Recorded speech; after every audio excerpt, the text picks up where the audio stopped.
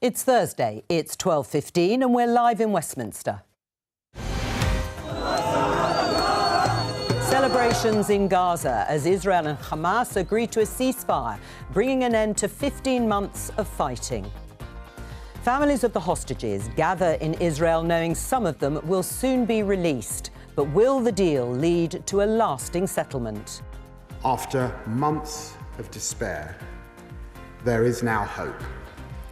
A glimmer of light in the darkness. The Liberal Democrat leader, Ed Davey, has a new policy on Brexit. He says the UK should join a customs union with the EU. The UK must be far more positive, far more ambitious, and act with far more urgency. That is why today I'm calling on the government to negotiate this year a brand new deal with the EU. And Kemi Badenoch will say later that her party made mistakes on Brexit and lacked a plan for economic growth outside the EU. Days before leaving office, President Biden gives this warning in his farewell speech. Today, an oligarchy is taking shape in America of extreme wealth, power, and influence that literally threatens our entire democracy.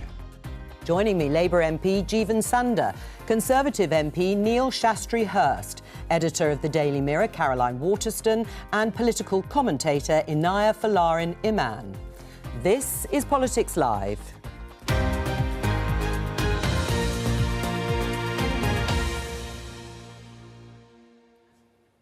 Welcome to Politics Live. You heard there in the headlines the outgoing US President, Joe Biden, warning about power being concentrated in the hands of a few wealthy people. He also had a dramatic warning about the future of democracy. Let's listen to a little bit more. Americans are being buried under an avalanche of misinformation and disinformation, enabling the abuse of power. The free press is crumbling. Editors are disappearing. Social media is giving up on fact-checking. The truth is smothered by lies told for power and for profit.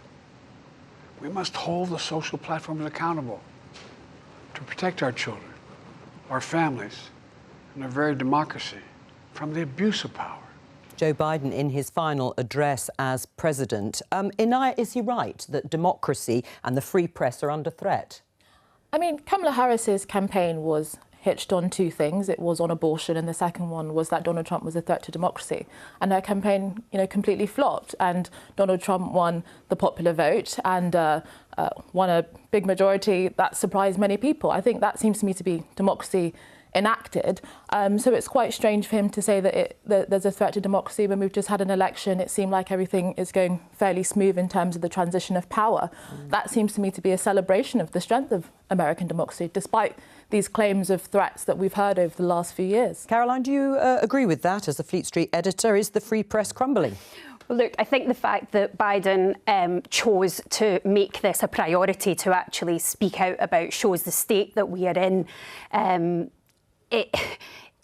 Recently, you just have to look at what has been happening on social media and the fact that there seems to be so much that is full of misinformation and disinformation. And actually, I think he was absolutely right to call it out. I think it may seem dramatic, but the reality is that now is the time where we need to ensure that we have a trusted press and that we actually do not have the misinformation and disinformation that can sort of feed through social media. I definitely think those things were a problem, but Joe Biden didn't seem to have a problem when, under the previous Twitter regime, they censored the story about the laptop of his son, Hunter Biden, that was being pushed by the New York Post. They literally censored a media outlet because it disagreed with their politics. So I think that the idea that there's this kind of unique thing going on that didn't happen under Joe Biden or the Democrats just simply isn't true. This is a problem that we're facing across the board. And I think in many ways, under his leadership, that was exacerbated.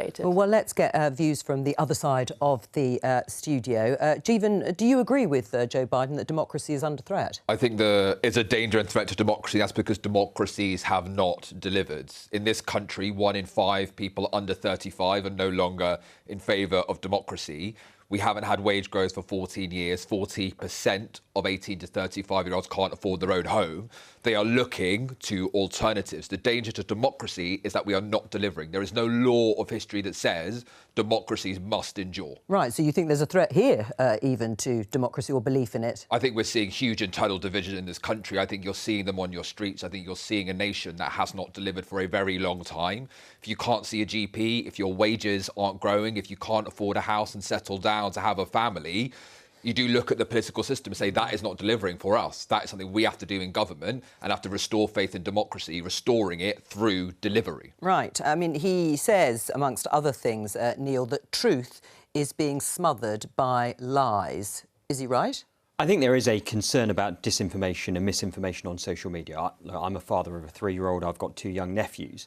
And it does worry me about some of the accuracy of information out there. But actually, he talks about fact-checking and community notes, for example. I think there's an important point about how we educate young people to analyse information so that they interpret it correctly. If we look at Germany or Sweden, for example, they are much more proactive in younger people being able to have that critical, analytical approach to information to be able to make their own choices. Right. I mean, we've obviously been talking about social media, and Elon Musk, of course, has intervened on key issues here, as well as in the States, and he will be part of this new Trump administration. But interestingly, I mean, the Labour government here, rightly or wrongly, is saying they're looking forward to working with the Trump administration, presumably, whom Biden is talking about. Absolutely. They are a strong ally of ours. Our security is guaranteed under NATO. We have a huge, long shared history with the United States. Indeed, the greatest hour of this nation, of the Americans, was protecting democracy in Europe.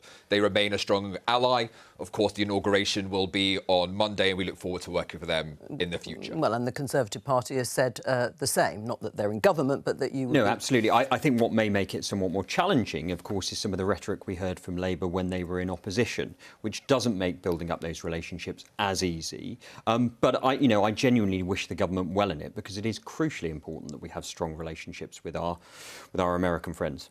Let's talk about the major news that developed last night, and that is that finally a ceasefire has been agreed. You can see here jubilation, celebration, understandably, on the streets of Gaza after 15 months of war. It's understood the agreement will come into effect on Sunday, although still waiting for final ratification by the Israeli cabinet. And in Israel, there were also scenes there, sombre and quiet, but hopeful. These are relatives and friends of the hostages that were taken by Hamas on the 7th of October, and some of them are due to be released in the first phase of this agreement. As I say, it will unfold over several phases, and we can talk about that in just a moment to my colleague Jeremy Bowen. But let's have a look at how some of the front pages, which are splashed, of course, with this ceasefire deal. The Times: ceasefire joy on both sides, in Gaza and in Tel Aviv. The Guardian: hope of end to dark chapter with Israel-Hamas ceasefire. And finally, on the front page of the Financial Times, US and Qatar announce Gaza truce, but Netanyahu, the Israeli Prime Minister, warns deal is not sealed. Well, let's go to Jerusalem and speak to our international editor, Jeremy Bowen, who is there. This is a massive moment as we wait, of course, for the deal to come into play on Sunday. But what's been agreed, Jeremy? Well, what's been agreed, yeah, and I agree with you, it is a very big moment after 15 months of war and terrible damage and death. What's been agreed is a 3-phase deal. The first, as you said, is 42 days long. And in that period, there will be an exchange of 33 hostages, women, older men, and sick and wounded, in return for probably hundreds of Palestinian detainees and prisoners who are held in Israeli jails. At the same time, there'll be at the start of a withdrawal towards the borders of the Israeli forces who are inside Gaza. And this 42-day period will also include negotiations for what happens next for stage 2, which is supposed to be where they finish the process, all the hostages get released, maybe up to 1,000 Palestinians are given up in return for them, and that the Israelis then pull out. But all of those things are pretty controversial, not least in Israel. So I think the big challenge, first off, is to get to that 42 days and get into the second phase, because there are plenty of people here on the hard right of Israeli politics who feel that this delay, in the words of one person I spoke to, one prominent leader, was in fact that this agreement, I should say, was, as she put it, an act of treachery. Right. I mean, Jeremy Bowen, the Foreign Secretary here has talked of hope in his statement in the Commons, but you have just outlined why the ceasefire may well be rather fragile. What do you think the chances are of a lasting peace? Well, if you by a lasting peace you mean an overall agreement between Palestinians and Israelis about living alongside each other in the future, along the lines perhaps of the fabled two-state solution, well, the answer is zero, less than zero at the moment. Right now, the big challenge is ending the war in Gaza and stopping the killing and destruction there, and getting the Israeli hostages back in return for those Palestinian prisoners, and perhaps pulling out Israeli soldiers from Gaza. That in itself is a massive challenge. Sorting out all the other issues in a conflict which has its roots more than a century ago. If you read accounts of the city where I am, Jerusalem, a century ago, it is horribly familiar compared to how things can be now. Right. I mean, is there a plan then in the sort of shorter term, if these three phases are met, of who might run Gaza? Well, this has been an issue from the very outset, that the Israelis have not been prepared to say what happens on the so-called day after, what kind of governance that they want. The Americans and others have made it very clear that they feel that there should be an interim administration, that the Palestinian Authority, who are the other main Palestinian group, who Netanyahu is very against, that they take a prominent part in that other Arab countries will be involved as well, and that this administration would be handpicked to try to run the place, start getting in some humanitarian aid and reconstruction if the Israelis let it in, and under this deal they're supposed to. But the Israelis themselves, all that is very controversial, because there are people in the Israeli government who want to have a long-term occupation of Gaza, who want to resettle Jewish settlers inside the territory of Gaza, and who feel that giving any ground to the Palestinians, and certainly any kind of political concessions, would be, in their words, a reward for terrorism and a clear and present danger to the security of Israeli people. Jeremy Bowen in Jerusalem, thank you very much. Jeevan, let me just get your reaction to the ceasefire. Well, look, it's good news. We hope we can build a sustainable, enduring peace after this. I spent some of my career in Somaliland, a nation that survived and come through a horrific, brutal civil war. Thousands killed, mass killings and mass graves. The horrors that we've seen in Gaza on our screens have been intolerable. Tens of thousands of dead. Peace is slow. It's hard to build. This is a good start. I wish them every luck in the future, a sustainable peace and a two-state solution. Right. Neil, your reaction? Well, it's an historic day, and we have to live with hope. This is, since the 7th of October and the loss of those hostages, to see them returned as soon as possible is absolutely critical. Yes, I mean, they won't be, of course, all returned at once. No, and it is a phased solution, and we need to make sure that we're moving from one phase to the other as swiftly and as seamlessly as possible. But I think it is an opportunity for a reset. It does feel like a reset moment, and hopefully we can find a sustainable peace along a two-state solution that we'll see longevity in the region. Right. I mean, obviously, at the moment, one wants to savour the fact that a ceasefire has been agreed. We hope it will come into force on Sunday. But it is difficult to imagine what does come next. Jeremy Bowen, my colleague, pretty downbeat about the prospects at this point for a lasting peace. What about you? Yeah, watching the scenes last night, it was bittersweet. You could see that hope, and we've mentioned hope several times in the last few moments. Seeing the hope there, even for that moment, because I think there's the other side of worry, of tension. I think this could actually be a dangerous sort of few days for everyone concerned, as well as we build towards the ceasefire starting on Sunday.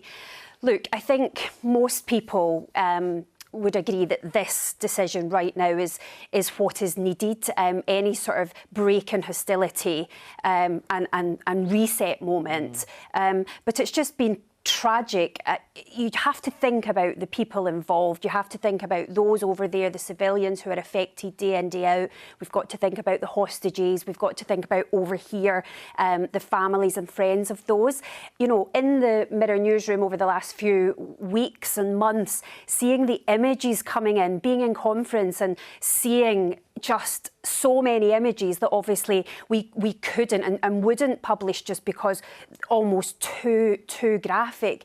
It's just tragic all round, and I truly feel that, you know, if hope is what we hold on to today. Inaya? Yeah, I mean, I think I'd echo what everybody has said. I mean, it's been an absolutely horrendously horrific several months for the Gazans and the hostages and their families, and we can hope that this is some kind of light, but there is still so much, you know, uncertainty. One of Israel's stated war aims was the eradication of Hamas. That clearly has not happened, and obviously what comes next in terms of the rebuilding, you know, of Gaza. They've all said that they don't want Hamas to be involved in any way. Understandably, Israel needs security guarantees, but what is that going to look like? There's so many uncertainties and elements of the next stages that still need to be worked out.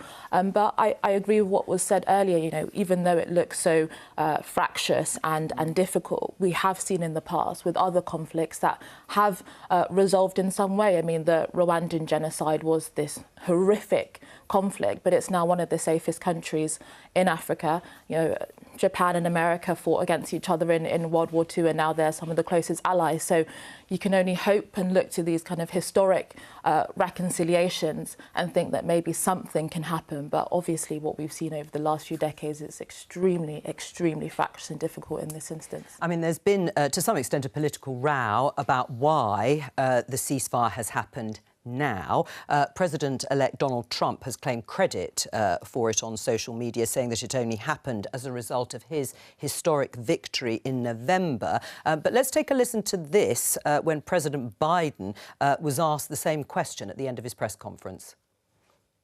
Thank you. Who books credit for this, Mr. President, you or Trump? Is that a joke? Oh, thank you. Who do you think deserves credit for it, Jeevan? Was it Joe Biden or, in fact, Donald Trump? I'm not sure who gets credit is the most important thing here, right? It was a negotiation that took place. I'm really glad there has been a resolution for it. And look, as President Trump comes in, we hope that he will make steps to build a more peaceful world. Sure. We're speaking about Gaza and coming into, of course, Ukraine as well. Yes, but it is important, isn't it? Donald Trump is going to be at his inauguration on Monday, and everyone is waiting to see the impact on world affairs. Do you think it was Donald Trump in the end, literally days before he comes into the White House, who made this happen? It could have been one of many factors to lead to this point. There have been negotiations ongoing. Clearly, the impact of President Trump is felt now and will be felt ever since the election and into his term of office. We hope that this kind of, if you like, peacemaking and peace deals continue into the future. Right. It doesn't surprise me that both want to take credit. I mean, yeah. So what more could I say there? It just doesn't surprise me that that's what they would want to do. I would like to think that, as you've just said, it very much has been a combination of things that have got us to this. And actually, as Jeevan says, you know, this isn't about individuals, it's about the nation states who have helped it come together. But that's all underpinned by some very hard-working diplomats that help negotiate to broker these deals. I think whilst that's true, I think no doubt the kind of hard rhetoric that Trump has pushed over the last... What did he say? There would be hell to pay, or words to that effect? Exactly. If hostages weren't released. Exactly, and I think a lot of people, saw those as very strong words. That's been a huge part of his election campaign, ending wars, we may come on, to Ukraine as well. And so I think from reports, a lot of the negotiators and diplomats did see his inauguration as some kind of de facto deadline, because there didn't want to be a sense that the whole negotiation could be completely turned on its head if an entirely new administration came in. So whilst I think there is a combination of factors, I don't think Donald Trump has nothing to do with the fact that this has happened just a few days before his inauguration. Well, as you say, there were probably other factors too, but a political row, unsurprisingly, over who is going to claim credit for, as I say, a massive moment in world politics. We're going to talk about the Liberal Democrats and Ed Davey, their leader, who has made his first major speech of the year, and he's calling on the government to negotiate a UK-EU customs union. And he has talked and criticised the Labour government for ruling it out. Now, a customs union would mean an agreement not to impose tariffs or customs checks on each other, either the UK or the EU, but it would also mean that the UK wouldn't be able to strike its own trade deals. Let's have a listen to what Ed Davey had to say, or part of it. I'm calling on the government to negotiate this year a brand new deal with the EU.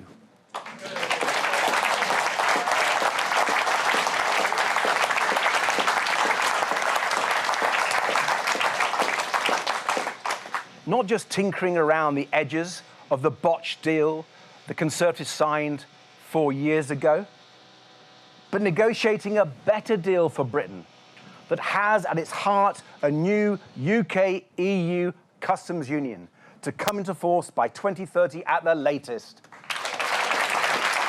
We have no choice but to deal with the Donald from a position of strength, not weakness, and with our eyes wide open to the kind of man he is. He's transactional, so let's treat him that way.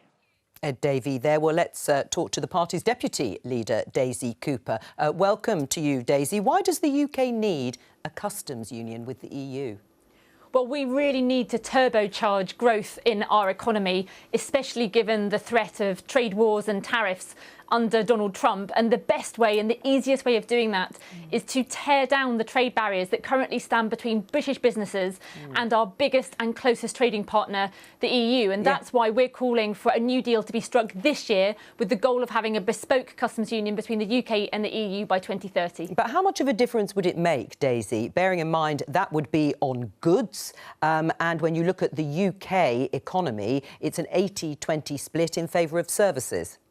I think it would make a huge difference to manufacturing and to a number of small businesses that export goods and want to export goods to the EU. At the moment, we have a huge number of businesses that are just caught up with reams of red tape and paperwork. And many businesses have said in repeated surveys that it's just so much harder to export products to the EU, and many of them have just stopped doing that altogether. We have got to get growth back into the economy. Even the government says it's their #1 mission, and the easiest way of doing that is to tear down these trade barriers, such as the paperwork and the red tape that are simply strangling our small businesses right now. Right, well, we've got our other guests, as you know, here in the studio. Jeevan, are you going to listen to what the Liberal Democrats have to say and just be more ambitious when it comes to Brexit? Well, look, it would mean more uncertainty and more instability. And by the way, it's not as if we can just go to Europe and say, customs union, please, and they say, yes, go ahead. There's a huge amount to be done. Why we had such cost from Brexit, a huge part of that was the uncertainty, it was the instability. We are having a huge amount of costs, if you like, or importing and exporting our goods. It's why we are going to, for example, work to have veterinary agreements to mutual recognition of standards, working within the deal we have to export and trade better. But opening up a whole other deal does mean more uncertainty, more instability. Well, you say more uncertainty and instability, but do you agree with Daisy that it would help the UK economy by having a customs union with the EU? Well, we now also have, if you like, as Daisy has alluded to, a hugely important trading partner in the United States and the European Union. So what the tariffs are, indeed what that relationship will look like, will also impede our ability to negotiate. It's not quite as simple as that, and more broadly as well, there isn't, if you like, a button called customs union and then turbocharge growth, right? there is a button about how people can trade. Yes. The uncertainty stability cost would be quite large. Right. Well, it's a no, I think, Daisy. Can Well, you persuade Jeevan? Well, I hope so. I mean, he will know that his own government, the Labour government, says their number one mission is to get growth back into the economy. And what we are saying is that this is the easiest way. If you listen to Make UK, which is the trade body for manufacturing in this country, they say that this is the right thing to do. It would really help small businesses that want to export to the EU. The fact of the matter is, if you're concerned about instability, well, President Trump is going to be inaugurated on Monday. He brings instability because he's unpredictable. So what do we need to do? We need to stand up for British businesses. We've got to stand up for growth in our economy. And the way we do that is by speaking to the EU and saying, let's get a better trade deal, a bespoke trade deal that helps British businesses to export to our best and closest trading partner. Jeevan? Well, Daisy, I would agree that we do need growth, but to say that rejoining a customs union is the best way to do it, I don't think any serious economist would believe that, right? And that was my previous profession.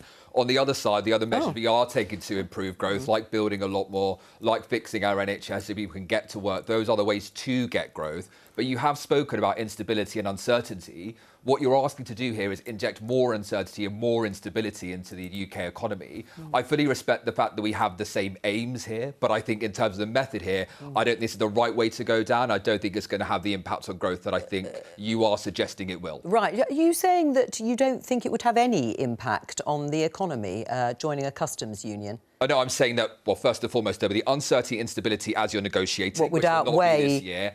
And then the question is, what is the deal you have at the end? So you have to evaluate both. But at this point in time, it's unclear. If you get rid of tariffs within the EU, or you agree the same tariffs outside, that is what you're going for, isn't it? Better trade, smoother trade. There's also, on the other side of it, you have the trading relationships you have with the United States. You have the other ways in which we've departed. We have other regulations on board. Okay. It's not quite as simple as this is, uniformly better. It's a case of evaluating the deals, and actually there's no kind of, if you like, deal on the table here. Right. Inaya, you were a supporter of Brexit, a candidate, I think, for the Brexit Party.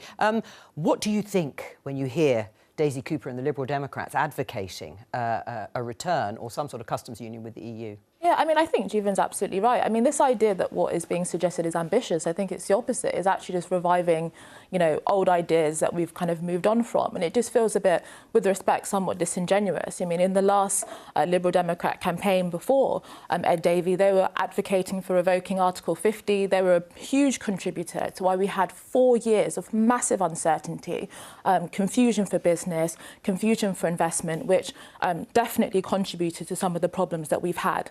Following Brexit, obviously the Labour Party advocated for a second referendum, to which we have to remember was staying in or, not really having a proper Brexit at all. And there were multiple deals that were voted against. Some of them had the single market as an option. So we just have there were these options there, but because of the uncertainty that was advocated for the Liberal Democrats, it actually contributed to a situation where I think that we actually had the hardest Brexit. I'm not going to sit here and say that it's been smooth at all. I absolutely don't think so. But I don't think that there was a kind of inevitability of the situation that we have now. But you admit that growth has been sluggish, anemic, 0.1%. We just had the latest growth figure. That's also in the European Union. I mean, this idea that the EU is this kind of panacea of innovation and growth, I mean, that's just not the reality. America, I think, is where we need to be looking at. They're having great growth, huge innovation, an amazing start-up sector. I think that we need to be looking at a range of different partners. Right. Well, before I come to you, Caroline and Neil, Daisy, do you want to respond to that? Because, of course, we heard Ed Davey and you warning about the unpredictabilities of a Donald Trump administration. Inaya is saying we should welcome and embrace it more. Well, look, first of all, let me just say that everyone who's talking about what has happened in the past is just trying to reopen the divisions of the past. We're not talking about the past. We're talking about the here and now, and we're talking about the future. We Liberal Democrats want to inject growth into our economy, and this is definitely the best way to do it. We know we've got to do deals with both. We've got to work with America, and we've got to work with the EU. But wouldn't this restrict our ability to have trade deals? The question is how we do it. Wouldn't this restrict our ability to have trade deals with other parts of the world? There are trade barriers between the UK and the EU are Yes. our closest and biggest trading partner. And it's not about where there's more innovation, whether it's in the EU or America. There's innovation right here in Britain. There are small businesses coming up with fantastic products, and they simply cannot export them because of these trade barriers. Right. So it should make sense that the government of the day, whichever party it is, should want to reduce trade barriers to unleash the power of our small businesses, enable them to export and get growth back into the economy. That's what we're talking about. Inaya, you had a question? But what about the question of trade deals and how this would restrict our ability? I mean, one of the things that Donald Trump had previously said is that we could potentially have a UK-US trade deal. You know, that is something, you know, we can negotiate whether that's going to happen or not, but that is a reality that perhaps we would want to look at in the country, which this would make it almost impossible to be able to do that. No, I don't think that's correct. Look, our closest trading partner is the EU, and a customs union, a bespoke customs union, would be about manufacturing and goods that move around in close proximity in that close region. A trade deal with the US would likely be about services, the largest part of our exports from this country. So, of course, you could negotiate, if we chose to, a trade deal with America that was in Britain's interests, whilst also having a closer relationship with the EU. It's not either or, but what's important is that we're not left without any options, and we have to be able to demonstrate to Donald Trump that there are also additional options on the table, and we Liberal Democrats are prepared to do that. Caroline, how would it work politically, do you think, for the Liberal Democrats to, and again, I paraphrase a bit, revive the debate around our relationship with the EU, which of course is underway with the government in terms of looking again at a closer relationship. But in the election campaign, the Liberal Democrats' manifesto did not put joining a customs union, I think they were talking about a single market actually, in the election campaign manifesto. That was not front and centre. Arguably, they got this very large number of MPs, 72, on the basis of campaigning for the NHS and against sewage. Look, undoubtedly, I think what everyone wants here is stability and economic growth. I think politically, actually, a custom union and Labour is a tricky situation. In the manifesto, they actually said there wouldn't be a custom union, and we're quite clear about that. So actually, they're in a rock and a hard place by actually agreeing to that. They leave themselves open to reform and to Conservatives to just criticise them. So, of course, Labour and Keir need to look at all options, and I think they are having a better relationship. But realistically, I think it's a very complicated and not as easy a situation. I mean, in the headlines today, the Conservative leader, Kemi Badenoch, is making a speech later on today in which she's going to admit that the Conservative Party have made mistakes in the handling of Brexit. I mean, she is going to say that their record has not been impressive on this. Do you agree? I think Kemi's making an important point, given the level of trust or distrust between the British public and politicians, about when politicians say they're going to do something, we've got to deliver it. It's no good just having announcements but not having the policies that underpin that. Now, we've seen that from the current Labour government. They've come into power, winter fuel payments, for example, some of the budget decisions around business, national insurance contributions, the impact that's having on the NHS and social care, for example, are policies where they might sound grand when you announce them, but they don't have the granular detail behind them. So I think Kemi is making an important point. Yeah, what's the mistake? I mean, we've got the BBC News headline, Badenoch criticises Tory handling of Brexit. What were the mistakes?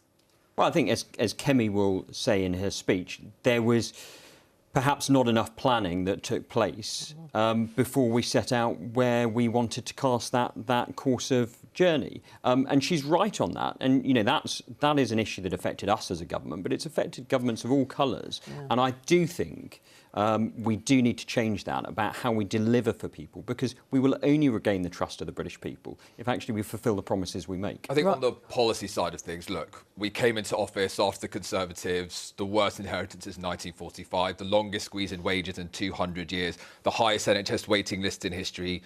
You see what it's like when you drive on the road, you see what it's like when you try and get a GP at 8 o'clock in the morning. It will take us time to turn this country around. I'm really proud of the decisions we're making. But in fairness, that's on the policy. On the politics, though, I mean, it's bonkers, Neil. Like, you, as a political strategy, to talk about the mistakes that you made, I think Kemi's leading you down a bad road. I think you know that, and I think your colleagues know it as well. it's an awkward place to put you guys in. I would be questioning, if I was you, the headlines you've had this morning. Well, let Neil respond, and I'll come to you. Economy in the G7. No, but respond to what Jeevan's just said about the strategy of Kemi Badenoch, saying that the Brexit deal, your record on Brexit, has not been good. Look, I think it's pretty clear from the election result in July that the Conservative Party had lost the confidence and the trust of the British people. And I think part of the journey of regaining that is being honest about where we made mistakes, being honest with the British public about the fact that we are looking inward and identifying those and setting a course of how we're going to address that. I think that's a really grown-up way of doing politics. And I think for too long in this country, politicians have been concentrating on making the headlines, saying things that sound good, but not actually delivering on them. So I think, Kemi is right to try and redress that balance. Right. I mean, in terms of what she's saying, Inaya, what do you make of it? I mean, is this the start of a shift in position when it comes to Brexit? Or is it, as Neil says, a recognition that it was one of a number of things that the electorate obviously blamed them for? Yeah, I mean, Kemi supported Brexit. I suspect that she's still very much a supporter. She's a very patriotic woman that believes in the potential of the UK. I disagree with Jeevan here. I think that this is a really important thing. I think it's a very easy and understandable critique of Kemi to say, well, look at the record of the Conservatives, that makes sense. And I think it's important for her to put that distance and recognise the mistakes that were made. And one example with regards to Brexit is migration. That was obviously a huge aspect of the Brexit debate. And actually, migration, we effectively had free movement for Commonwealth countries, effectively. So that was not what people voted for when they voted to leave. And the Tories completely broke their promise on that issue. So I actually think it is quite a mature way of recognising the mistakes, and that's how you start to rebuild trust with people, that you really acknowledge where you went wrong. Right. Well, Daisy, to go back to the political point that we've been discussing, but where your party is concerned, are you sure that this is going to be an advantageous strategy? You really didn't talk about it in the election. You didn't really want to. Yes, a long-term plan to join or rejoin the single market. What makes you think that your newfound constituencies want it? Well, look, since the general election, we have talked repeatedly about the importance of the NHS and care, tackling the cost of living crisis and cleaning up our rivers from the sewage scandal. But all of these things cost money, and the way you get the money is by getting growth back into the economy. And we're talking about the future. We're talking about the future relations. What's changed since the general election is that Donald Trump has won the presidential election in the US. And when the facts change, we have to reassess our strategy as a country. We have got to turbocharge growth in this country. There isn't a single political party, as far as I'm aware, that says that we don't need to do that. And what's clear is the best way to do that and the easiest way to do that is to rip down these trade barriers that are holding back British businesses, British innovators, entrepreneurs, startups that have fantastic products they want to export across the EU, and they can't because of the paperwork and the red tape. The best way of tackling that is getting a new deal this year, with the goal of getting a bespoke deal for British businesses by 2030. Can I quickly ask a question, Daisy? Daisy, can you name a think tank or an economic organisation that has said having a customs union is the best way to boost growth in this country? Well, as I said earlier, Make UK, which is the trade body for the manufacturing industry, has said that. But you said earlier, Jeevan, that wasn't you were the question I asked, Daisy. Earlier, I said, was it an economic think tank, an organisation, or even an economist? Because, it is my profession, right? Can you name a single one that has said a customs union is the best way to turbocharge growth? Well, look, what we're saying today is that we think it is a good thing to do. Now, you say you're an economist. Every economist knows that you boost growth by getting rid of trade barriers and by getting rid of tariffs and getting rid of non-tariff barriers as well. You know that. Economists know that you improve growth by ripping down trade barriers. You cannot say, hand on heart, that it is acceptable that British businesses in your constituency, in mine and around the UK cannot export products to the EU just over the border. They can't do that because of red tape and because of other bits of paperwork. We have got to tear those trade barriers down. Daisy Cooper, Deputy Leader of the Liberal Democrats, thank you very much for joining us. It's been mentioned on the programme about Keir Starmer, the Prime Minister, making his first visit to Kyiv. We can show pictures of him arriving by train. He has announced or will be announcing at some point today, a 100-year partnership with Ukraine, which is both on security and also strengthening cultural ties. Again, the timing is striking because it comes ahead of Donald Trump's inauguration on Monday, and the president-elect has been pretty strident in his claims that once he's in office, there will be a deal to end that war, that conflict between Russia and Ukraine, and no doubt discussions about some sort of territorial concessions. But that is what the Prime Minister is doing today in his first trip since becoming Prime Minister to Ukraine. Now, here we have news, and it's understood that the Home Secretary is announcing a plan to implement local inquiries into grooming gangs. In a statement in the Commons later on this afternoon, as you will know, the government had rejected the idea of a national inquiry, which the opposition had been calling for. Yesterday on the programme, the Labour MP sitting next to me, Sarah Champion, had said that she'd been talking to Number 10 staff, not the Prime Minister directly, and they were, to some extent, in listening mode. Well, this is her tweet and her reaction today. Wow. Looks like the government is accepting my 5-point plan to prevent child abuse and expose cover-ups over grooming gangs. Statement approximately at 2 o'clock. I'll be all over the details. Is it the right decision if that is, as we expect, what Yvette Cooper announces, a national inquiry or form of national inquiry into grooming gangs? Well, I don't want to comment on the statement because obviously I can't until it's delivered.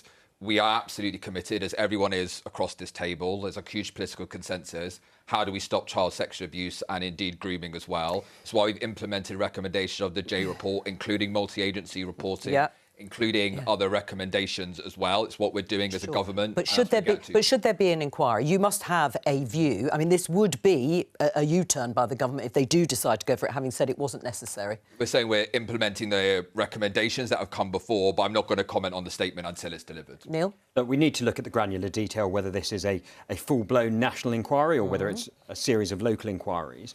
It's certainly going in the right direction. I'll be interested to see what the Home Secretary says about it. But we do need a short, sharp, snappy national inquiry to delve into the details to prevent anything happening like this again. This abhorrent abuse of young, impressionable, vulnerable young people. Are you disappointed that previous Conservative governments didn't go ahead and implement? I know they say they were ready to go, but they didn't implement those recommendations. But there has been more information that's come to light, and I think we could have all moved at more pace. We could have all moved at more pace. I will fully accept that. But I think the government, if they do make this U-turn, I think that will be an indication it's going in the right direction, and I would welcome that announcement if it's to come. Have they bent to pressure on this, then, the government? Look, bringing it back to the victims and actually ensuring that they get what they want and what they feel is justice is actually what needs to be at the core.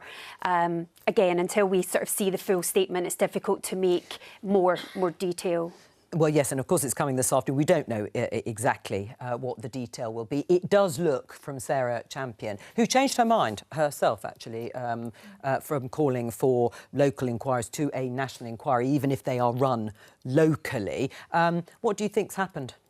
I think that the pressure has undoubtedly been immense. I hope that they are going to move forward with the national inquiry, and it's been refreshing to see some of the Labour MPs coming out. Sarah Champion, as you mentioned, Dan Carden in Liverpool, Paul Ward. There's many others who often are in seats that were deeply affected by some of these absolutely horrific scandals.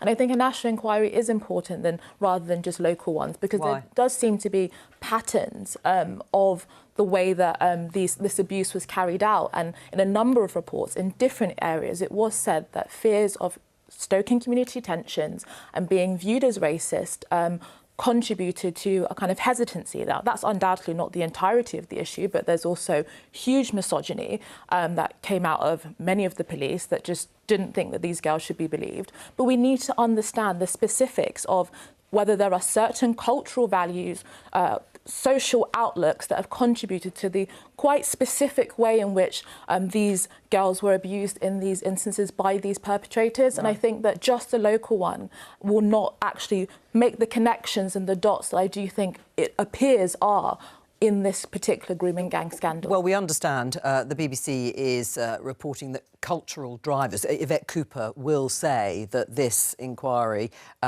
whatever it is she's exactly announcing, will look at cultural drivers in terms of grooming gangs and other child sex abuse. What do you accept that? Everything we can to stop child sexual abuse and grooming gangs. That's absolutely what this government will do. It's the right thing to do. We're completely committed to doing that. Right, and you would sign up to that too? Look, I think we need to have a real deep dive into this. It's a shame it hasn't come earlier, but you know, this is hopefully a move in the right direction. Thank you to my guests for today. A very big day in terms of world politics as well as domestic news here. I'll be back on Monday with more Politics Live at 12:15 on BBC Two and the iPlayer. But from all of us, have a very good afternoon. Bye-bye.